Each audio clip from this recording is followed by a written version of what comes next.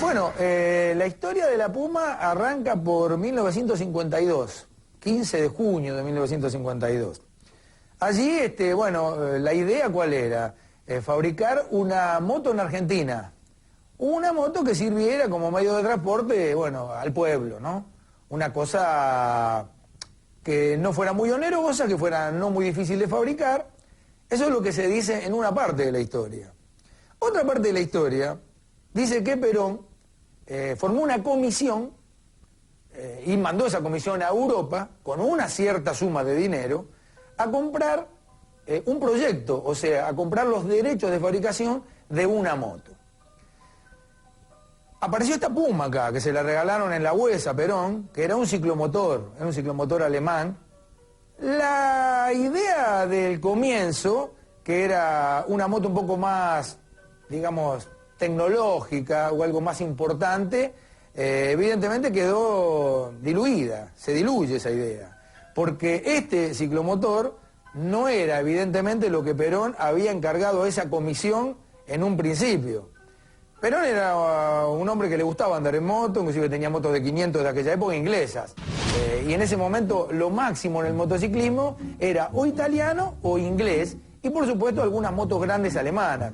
Finalmente el proyecto se pone en marcha con este ciclomotor, con este motor Puma de 98 centímetros cúbicos, que era Sachs, se llamó Puma en Argentina.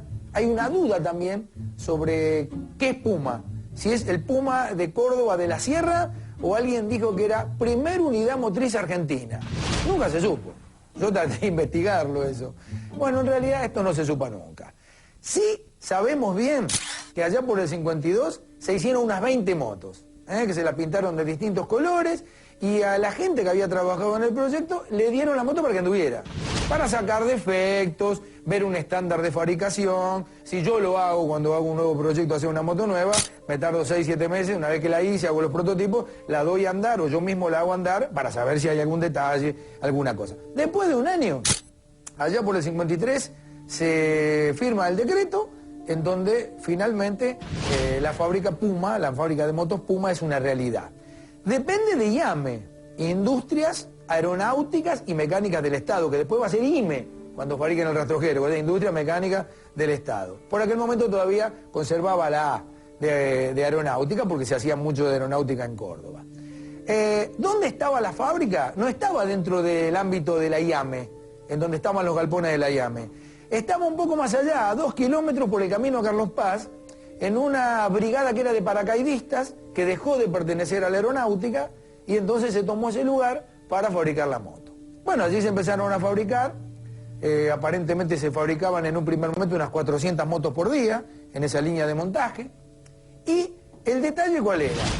Que todos conocemos hoy más que todo la Puma segunda serie, pero hubo esa primera serie, que arrancó cuando la fábrica se fundó en el 53, que era distinta en algunas partes, en otras no, a lo que iba a venir después.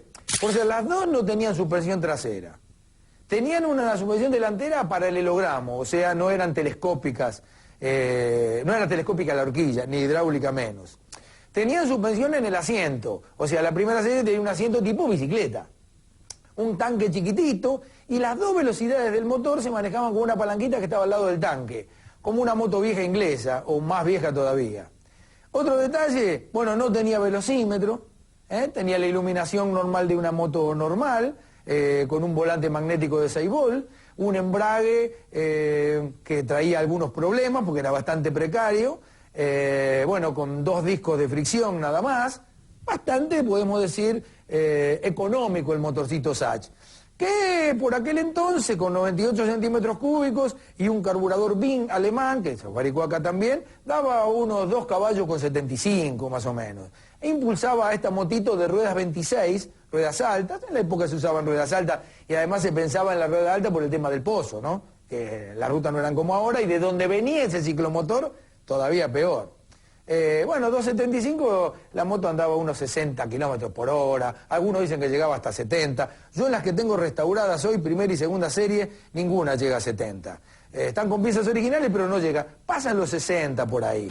Otro detalle de la primera serie, que el cuadro era todo empipado, las uniones del cuadro tenían enchufe como la bicicleta. una especie de cuadro de bicicleta, muy bien hecho, muy bien fabricado. Y se arrancaba con pedales.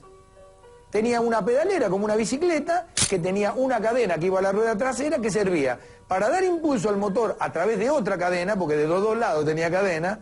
El motor se ponía en primera o en segunda, se apretaba el descompresor, se pedaleaba, se soltaba el descompresor y arrancaba. Había que ponerla en punto muerto y recién bajarla del caballete. Todo un trámite, ¿no? Algunos la ponían en segunda y pedaleaban así, soltaban el embrague, igual arrancaba, porque no tenía una compresión muy alta el motorcito, ¿no? Se podía arrancar igual. Y otro de los detalles, que el freno delantero sí era con una palanca, como se utiliza hoy, normal, y la masa delantera era una masa de expansión con zapatas, pero de chapa. Decía, tipo bicicleta, pero con la campana, estampada, que no frenaba, frenaba muy poquito, o sea, tenía un rendimiento limitado. Y el freno trasero era igual también, de una campana de chapa, no tenía rulemanes, tenía conos como la bicicleta, con bolillas, y el sistema del contrapedal era digno de un loco, diseñado por un loco, porque tenía tantas piezas adentro que, bueno, llegar a poner a punto todas esas bolillas que tenía el contrapedal, más las bolillas de la masa, para que la rueda no se moviera y el contrapedal quedara libre, porque tenía un engranaje con un sinfín que eso abría las poleas cuando usted le daba para atrás a los pedales. O sea, le dabas para atrás a los pedales y la moto frenaba. Y le dabas para adelante y arrancaba. Es todo una cosa de la época. Por eso les digo que yo creo que Perón apuntó a hacer algo un poquito más tecnológico que eso, y que le vendieron esta idea de este ciclomotor que, bueno, les gustó a todos porque era barato y se podía fabricar fácil. Bueno, ¿esto qué pasó? Hubo tanta explosión en lo que fue la fabricación de esta moto y lo que la gente la quería, porque esta Puma valía 6.500 pesos y una moto un poco más moderna valía 9.500. Entonces la diferencia de plata era mucha. Entonces se multiplicaban las ventas a ritmo geométrico. No podían dar abasto a la fabricación de la Puma.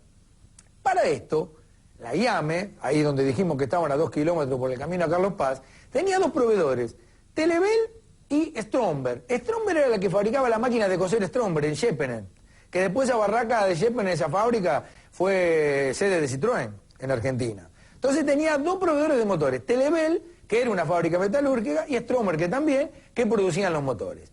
¿Qué hizo Telebel? Se fue a Alemania, trajo la patente original del motor y no solamente abastecía a la IAME, sino que empezó a abastecer de motores baratos a fábricas que había en los alrededores de Córdoba y después en toda la República Argentina. No sé el número, pero con motor Puma se llegaron a hacer más de 200 motos de distinta marca. Felina, Frankeviso, Ferrari VGH, 808, Kraude, bueno, montones más. Motoneta, la Dunky, con motor Puma, a todos le ponían motor Puma. Yo no sé qué es lo que pasó que no llegó un avión con motor Puma, porque en cualquier momento alguien fabricaba un avión con motor Puma. Lo hicieron con una pata para un motor fuera de borda, lo usaban como motor estacionario. Es decir, el motor Puma sirvió para todo, porque era una cosa barata, había repuesto en todos lados, y además, en ese momento, el tema económico era muy importante.